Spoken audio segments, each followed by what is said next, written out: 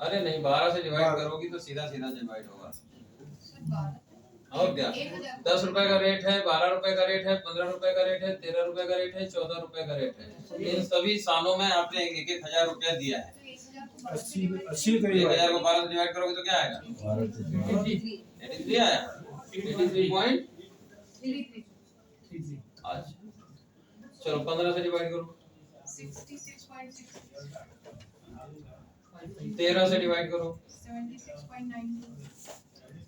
और 14 से डिवाइड करो। 71.42।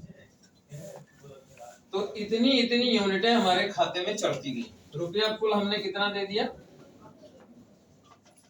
5,000। जरा यूनिटें जोड़ डालिए कितनी आई?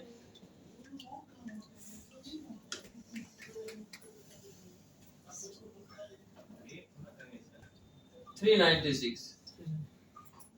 कितना रुपया आपने टोटल लगाया है? 5,000 को 396 से डिवाइड करिए।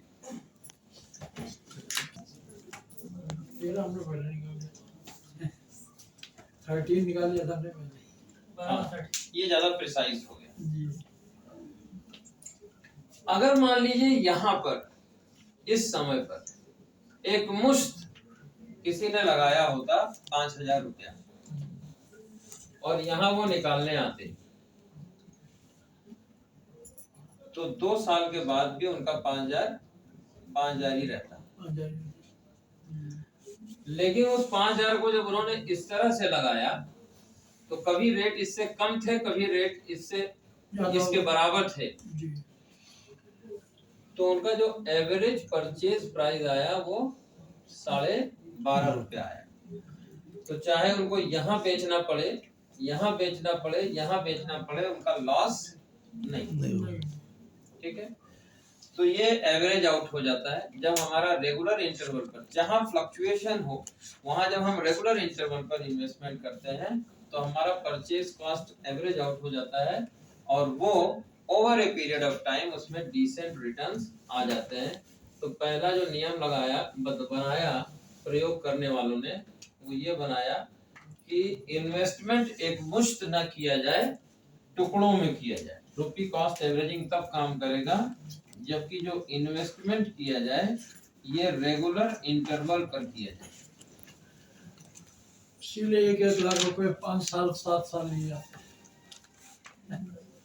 एक मुश्त 10 लाख रुपए देने की जगह 1 लाख रुपए 10 साल में दीजिए। 7 साल 5 साल। करेक्ट। दूसरा जो नियम लगाया वो दूसरा नियम ये लगाया कि आप किसी एक कंपनी के या किसी एक सेक्टर के शेयर्स न खरीदिए। आप सारा का सारा आईटी इंडस्ट्री में डाल दो और डॉलर के मुकाबले रुपए का रेट बहुत बढ़ जाए, रुपया बढ़ जाए, मजबूत हो जाए, तो आईटी सेक्टर्स के शेयर्स डाउन होंगे और जब डाउन होंगे आपका नुकसान होगा। तो इसी तरह से इंडिया में जब आप देखेंगे तो डिफरेंट सेक्टर्स हैं। ऑटोमोबाइल एक सेक्टर हो गया, इंफ्रास्ट्रक्चर से रिलेटेड दूसरा सेक्टर हो गया, केमिकल तीसरा सेक्टर हो गया, आईटी इंडस्ट्री चौथा सेक्टर हो गया। Likewise there are many financial यानी बैंकों के शेयर और बीमा कंपनियों के शेयर। फिर उसके बाद health and infrastructure, health related infrastructure यानी अस्पताल। तो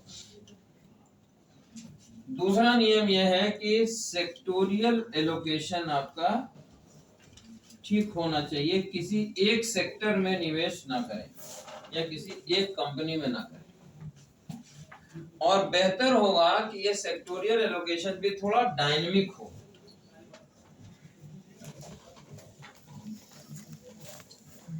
बचपन में हम लोग 2 शब्द पढ़ते रहे गणित में, डायनेमिक और स्टैटिक। स्टैटिक हो गया स्थिर अचल और डायनेमिक हो गया गतिमान गतिशील। तो सेक्टोरियल एलोकेशन पहली बात तो करें, डिफरेंट सेक्टर्स में बांट के निवेश करें। कुछ आईटी के भी शेयर्स हों, कुछ इंफ्रास्ट्रक्चर के भी हों, कुछ ऑटो के भी हों, कुछ केमिकल के भी हों, कुछ सीमेंट और आयरन के भी हों, और उसमें भी डायनेमिक एलोकेशन करें। डायनेमिक एलोकेशन का मतलब क्या हुआ कि समय समय पर उसमें बदलाव करते रहें। कभी आप आईटी सेक्टर में 50% अपना पैसा रखे हुए हैं और कभी आपने आईटी सेक्टर से पैसा कम किया और आपने बैंकिंग इंडस्ट्री के शेयर्स ज्यादा ले लिए, फाइनेंशियल सर्विसेज के ज्यादा ले लिए। तो ये एक निवेशक स्वयं भी कर सकता है अगर उसमें रुचि रखता है और पर्याप्त समय है उसके पास और पर्याप्त अध्ययन है, नहीं तो किसी और के माध्यम से करा सकता है। और तीसरा काम यह है कि आपका जो इन्वेस्टमेंट है वो लॉन्ग टर्म हो। जो पैसा आज लगा के 6 महीने बाद मुझे जरूरत पड़ सकती है, ऐसा पैसा कभी इक्विटी में नहीं रखा। इक्विटी में आप वही पैसा रखें जिसमें आपका इन्वेस्टमेंट होराइजन कम से कम 5 साल या उससे अधिक हो। लंबे समय में जिस पैसे को आपको साल 6 महीने में जरूरत नहीं पड़ेगी, उसके लिए दूसरे फंड्स हैं जो जरूरतें संभावी हैं।